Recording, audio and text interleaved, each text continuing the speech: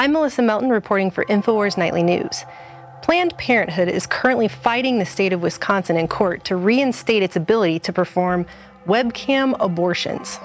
In more than 60 Iowa counties, you won't find one obstetrician or gynecologist, and certainly no one performing abortions. That's a problem for Planned Parenthood, and a major reason it's investing in telemed abortions. During this procedure, which Planned Parenthood refers to as a telehealth procedure instead of what it really is, a woman consults with a doctor over the internet in place of an in-person physical exam. Once the conditions are met, the doctor simply presses a button and a drawer pops open in the room, allowing the woman access to abortion pills such as RU-486. What's wrong? Nothing really. Take 4 red capsules. In 10 minutes, take 2 more.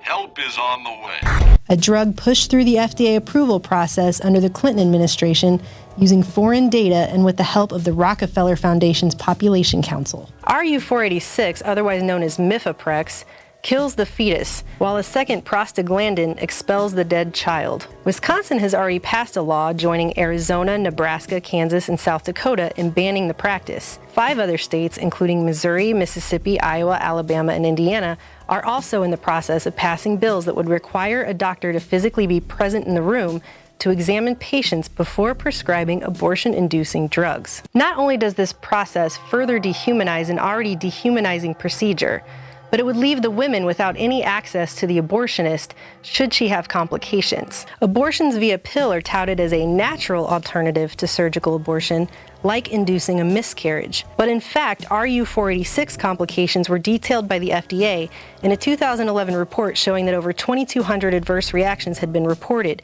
including over 600 hospitalizations, 339 women requiring blood transfusions, 256 infections with 48 severe infections, and 14 women have even died in the U.S. since 2000. In fact, on the FDA medication guide, between 5 and 8% of women who take RU-486 will still require a surgical procedure to end the pregnancy or stop too much bleeding. Just listen to one young woman detail her incredibly painful account of trying to end her pregnancy using RU-486 at 6 weeks. Hours later, I writhed in my twin bed, suffering from debilitating convulsing cramps. The pain made me scream in torturous wails.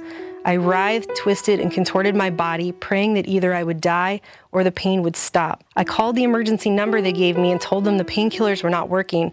They said very callously that there was nothing more they could do for me, informing me that this is normal and to just wait it out. Weeks later, the girl ended up in the ER where she was given 2 pints of blood, a D&C, and told if she had not arrived, she would have died. Margaret Sanger, founder of Planned Parenthood, was pro-eugenics and wrote extensively on the fact that she felt the genetic makeup of the poor and minorities was inferior. One of her greatest influences, eugenicist Dr. Havelock Ellis, with whom she reportedly had an affair that ended her marriage, urged mandatory sterilization of the poor as a prerequisite to receiving any public aid. Even if you're for abortion, you need to understand that it was created by eugenicists who wanted to kill black people. That is modern abortion, Planned Parenthood, Margaret Sanger. They said, how do we kill these black weeds? You can read her quotes, it's on record, look it up. And they said, we hire liberal blacks, we get them to be our front people, we sell it as women's rights, that's how we'll reduce the population. Hitler was for abortion. I just want you to know where the modern movement comes from.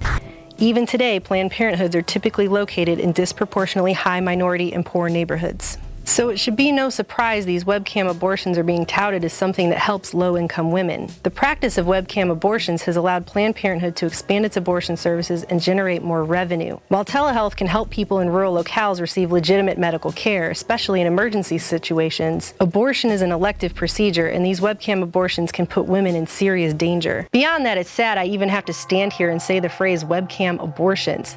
This just further dehumanizes the act of killing. Just like our unconstitutional, illegal drone wars in other countries, where we end up striking down thousands of innocent women and children, these women don't even have to see a doctor in real life.